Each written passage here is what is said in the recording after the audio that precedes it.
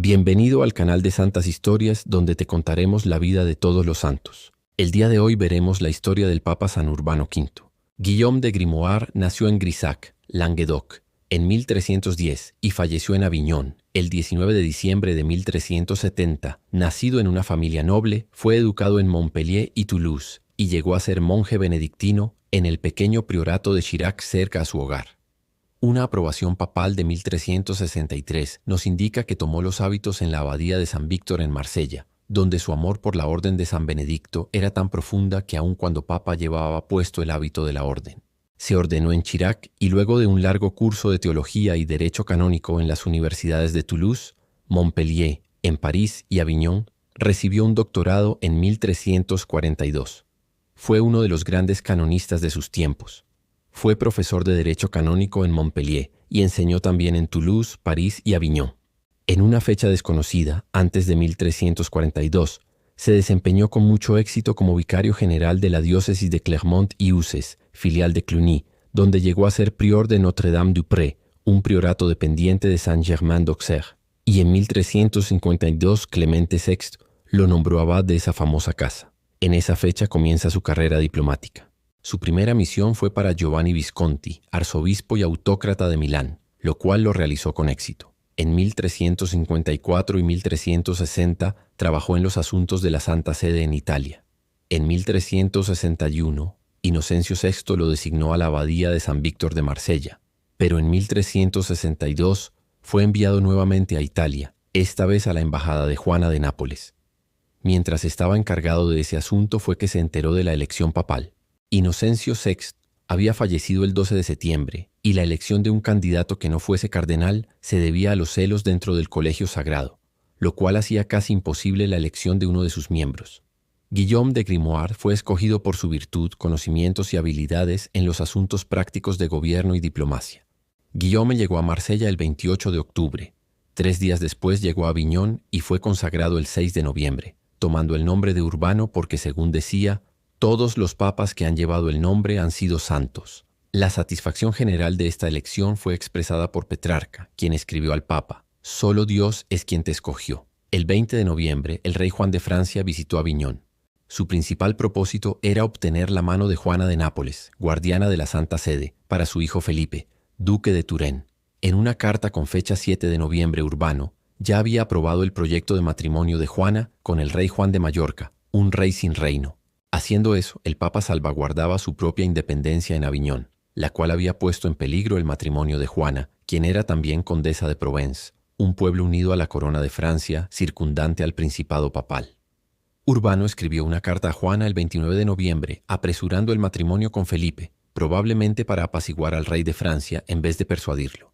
La fiesta de compromiso de la reina de Nápoles con Juan de Mallorca estaba fijada para el 14 de diciembre. El enorme rescate de 3.000 coronas de oro que Juan de Francia le debía a Eduardo III de Inglaterra aún no había sido pagado en gran parte, y ahora Juan estaba buscando permiso para recaudar la 10ª parte de los ingresos del clero francés. Urbano rechazó esta petición, así como también otra para la nominación de 4 cardenales escogidos por el rey. Juan también quería intervenir entre el Papa y Barnabo Visconti, tirano de Milán. Su petición fue rechazada nuevamente, y cuando Barnabo no apareció dentro de los 3 meses permitidos en su citación, el Papa lo excomulgó. 3 de marzo de 1363. En abril del mismo año, Visconti fue derrotado ante Boloña. La paz terminó en marzo de 1364. Barnabo restauró los castillos que capturó, mientras Urbano retiró la excomulgación y garantizó el pago de $500,000 de florines de oro. El Papa benedictino era un amante de la paz y mucha de su diplomacia estaba dirigida a la pacificación de Italia y Francia.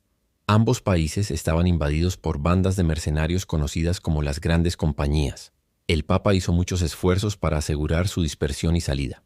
Estas compañías hicieron caso omiso a las amenazas de excomulgación y rechazaron unirse al rey de Hungría en sus batallas con los turcos, a pesar de que el emperador Carlos IV, quien venía a Aviñón en mayo de 1365, garantizaba los gastos de sus viajes y les ofrecía ingresos de su reino de Bohemia por 3 años.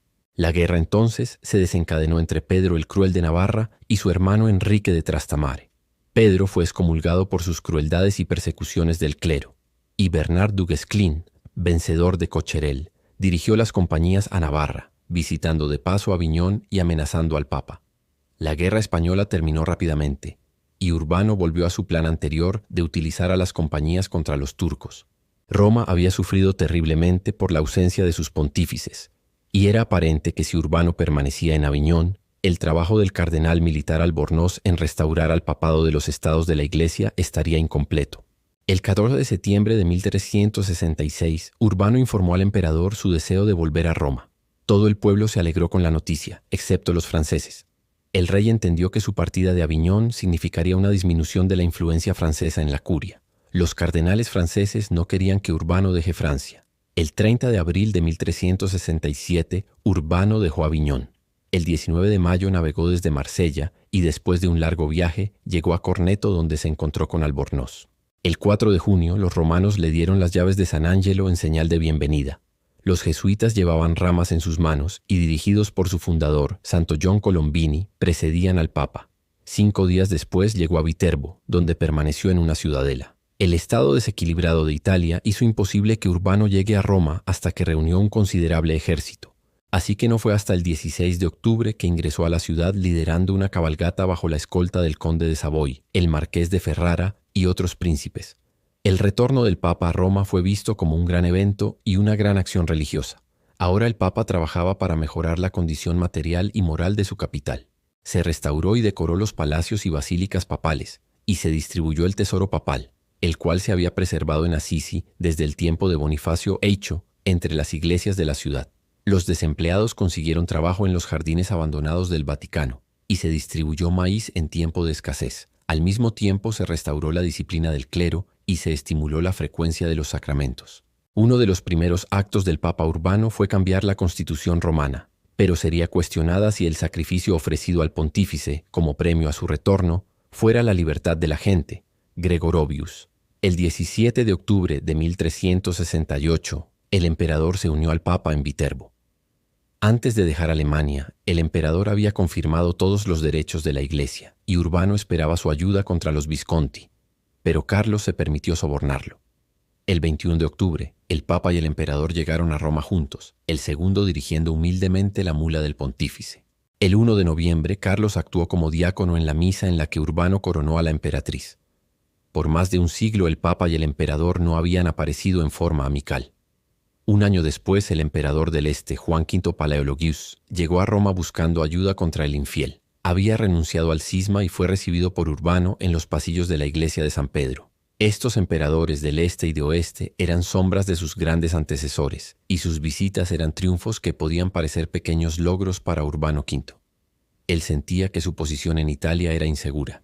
La muerte de Albornoz, el 24 de agosto de 1367, quien había hecho posible su regreso a Italia, fue una gran pérdida para Urbano. Se demostró la inquietud de los pueblos con la sublevación de Perugia, la cual tuvo que ser retenida a la fuerza. Cualquier posibilidad de ataques podría deshacer el trabajo del gran legado. En el fondo, también el Papa sentía mucho cariño por su país y su séquito francés lo instaba a regresar a Aviñón. En vano fueron las protestas de los enviados a Roma, los cuales habían ganado mayor calma y orden, una afluencia de riqueza, un renacimiento de importancia desde su estadía.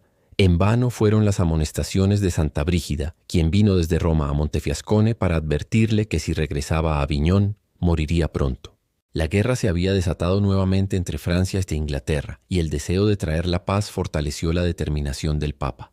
El 5 de septiembre de 1370, Urbano, triste, sufrido y profundamente afectado, embarcó a Corneto. En una aprobación papal del 26 de junio, le había dicho a los romanos que su partida era motivada por su deseo de ser útil a la Iglesia Universal y al país al cual iba a ir. Podría ser también que el Papa vio que el próximo cónclave sería abierto en Aviñón y no en Italia. Carlos V gustosamente envió una flota de galeras adornadas a Corneto. Sin embargo, el Papa no sobreviviría mucho a su llegada a Aviñón, el 24 de septiembre. Su cuerpo fue enterrado en la iglesia de Notre Dame en Aviñón, pero removido 2 años después, de acuerdo con sus propios deseos, a la iglesia abadía de San Víctor en Marsella. Se multiplicó los milagros en su tumba. El rey Waldemar de Dinamarca ordenó su canonización y Gregorio XI lo aseguró a comienzos del año 1375, pero no se dio lugar debido a los desórdenes de ese tiempo. Pío IX aprobó su culto en 1870.